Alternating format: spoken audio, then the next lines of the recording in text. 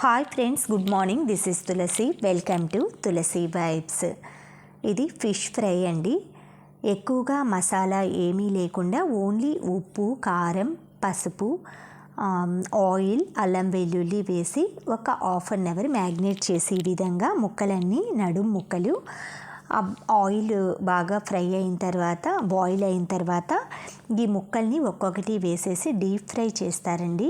వీటికి కొంచెం బొంబాయి రవ్వ అది పట్టించి గోవా స్టైల్లో చేస్తారనమాట.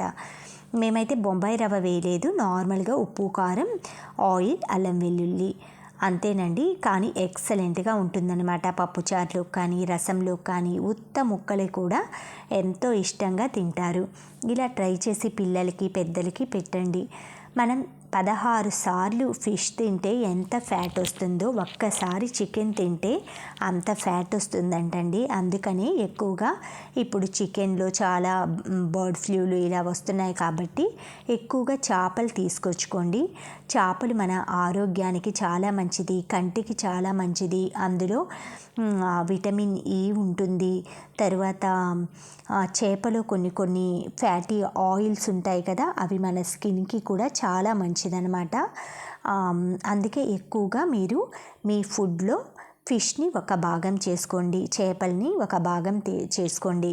మనం ఎన్ని వెజిటేరియన్ తిన్నా కూడా నాన్ వెజ్ తినేవాళ్ళు అప్పుడప్పుడు నాన్ వెజ్ ఐటమ్స్ కొన్ని తినాల్సి వస్తుందన్నమాట. అప్పుడే మనకి యాంటీబయోటిక్ పవర్ అనేది పెరుగుతూ ఉంటుంది.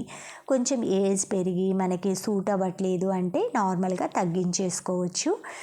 ప్రజెంట్ మాత్రం మీరు సమ్మర్ కూడా వస్తుంది కాబట్టి నాన్ వెజ్లో చికెన్కి బదులు ఫిష్ చేర్చుకున్నారంటే మీ డైలీ లైఫ్లో ఎటువంటి ఇబ్బంది లేకుండా మనం అంటే మసాలాలు అవన్నీ ఎక్కువ తినటం వలన హీట్ చేయటం బాడీకి, కొంతమందికి గ్యాస్ట్రిక్ ప్రాబ్లమ్స్ ఇలా వస్తుంటాయి కదా, ఇలా సింపుల్ వేలో ఫిష్ ఫ్రై చేసుకొని ఎంజాయ్ చేయండి.